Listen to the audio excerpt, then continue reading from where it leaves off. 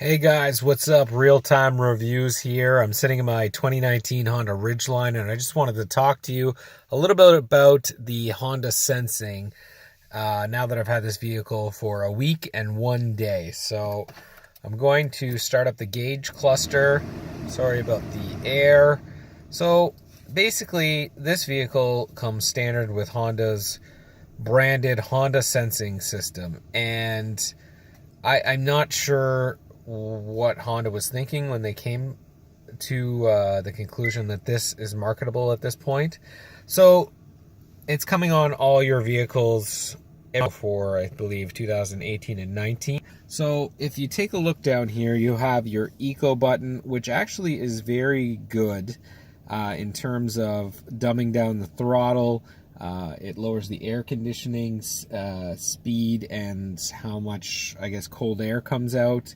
I'm not sure if it does anything to the engine, but it does give you a couple more miles per gallon. So I do use it when I'm on the highway, but it's very sluggish off the line, I find, in this car as opposed to in my 2016 Honda Accord. So right here you have your road departure mitigation. So that just keeps you on the road in case you swerve off the road or whatever. Traction control. This is your, they call it collision mitigation. So I always leave this on, obviously. This allows the system, when you come and see if you're coming up to a vehicle too quickly, it'll flash brake up here, and if you do not apply the brakes, it will then beep and flash brake, and then if you don't apply the brakes, it's supposed to stop you from hitting the car ahead of you or lower the impact of that accident if it does happen, God forbid. Also down here in the Ridgeline, you have your cargo lights for the bed, your rear heater for the window, which is great here in Canada because it's always freezing cold in the winter. But other than that, on the steering wheel, you have all these buttons. So it is a little confusing. Even though I watched YouTube videos and stuff, I found it very confusing to understand everything. So your main button here, that turns your lane keep assist and your active cruise control or adaptive cruise control on. So that's always on for me. So if it's always on like that, even when you're driving and you start drifting out of a lane, it'll pull you back. Now keep in mind, the thing that bothers me the most is this. Yes, this is a safety system, but it only works over 70 kilometers an hour. I believe that's 40 miles per hour in the States. So I kind of don't understand why Honda launched it at this point if they're unable to provide lower speed lane keep assist and the adaptive cruise control. So again, there's your buttons. The main button turns it on or off, and then you have this button here. Now this, you have to, when you get in the vehicle, this is your lane keep assist button to keep the lane keep assist on and kind of like self-drive. And as you can see, you have the 3 lines on each side.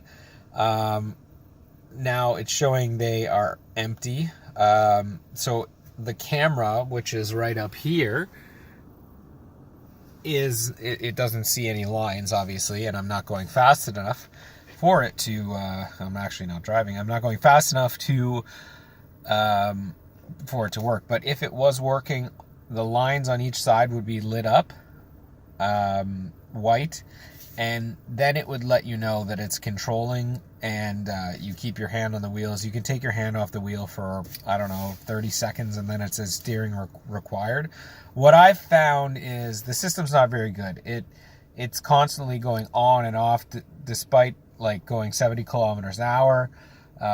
It just goes on and off, and it beeps when it goes off, it beeps when it goes on. It's not a reliable system. Even when the markings on the road, even when the camera sees them, it just isn't noticing them. It's not picking them up, or it'll notice them, then it'll stop. So not the greatest system, and I don't think Honda should have implemented this in a car until it was fully ready to be used. Now, if we go to the infotainment system, which on this model, this is very similar to the 2016 Honda Accord I had. It's not very good. It is what it is. It's not bad. It's just not good. But there's settings in here that allow you to, I guess, mess around with the Hondasensing system. So you have your forward collision warning distance, and then you can set it long, normal, short. I don't know why I have it on long, maybe because it beeps too much, so I'm going to switch it to short. And then you say okay, so it'll warn me of a forward collision. You have your adaptive cruise control, which I showed you is on. Road departure mitigation system, normal, wide, warning only. Now, I'm a car guy, I know stuff about cars, but like, I'm not going to get out the manual to figure this out, especially when it's a safety system. It should be self-explanatory. So I'm assuming normal is what Honda wants you to have, but whatever wide is, I don't know. And obviously warning, it gives you a warning. That's pretty much it. We go back here, lane keep assist, suspend beep. Like I said, it's really annoying, but it's good to know when the lane keep assist is on. So it'll beep, and then when it's on, and it'll beep when it's off, but it's the same chime, so it's a little confusing. You have to look at the gauge cluster. And then going back here, this is just the regular stuff within the Ridgeline infotainment system. So, I mean, I am disappointed with the Honda safety sensing system. I don't think it's ready for market. I don't think it's...